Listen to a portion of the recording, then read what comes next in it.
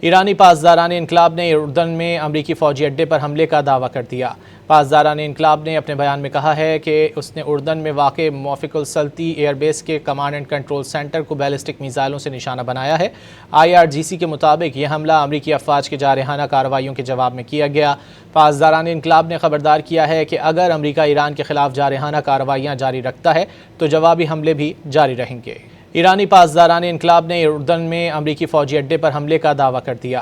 پاسداران انقلاب نے اپنے بیان میں کہا ہے کہ اس نے اردن میں واقع موافق السلطی ایئر بیس کے کمانڈ اینڈ کنٹرول سینٹر کو بیلسٹک میزائلوں سے نشانہ بنایا ہے۔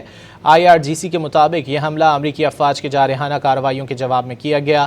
پاسداران انقلاب نے خبردار کیا ہے کہ اگر امریکہ ایران کے خلاف جارحانہ کارروائیاں جاری رکھتا ہے تو جوابی حملے بھی جاری رہیں گے۔ ایرانی پاسداران انقلاب نے اردن میں امریکی فوجی اڈے پر حملے کا دعویٰ کر دیا۔